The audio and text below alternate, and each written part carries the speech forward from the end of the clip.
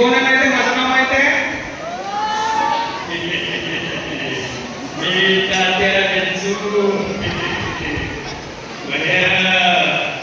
मी यमलो लक्षात कल्पना तुम्हाला काही होणार नाही.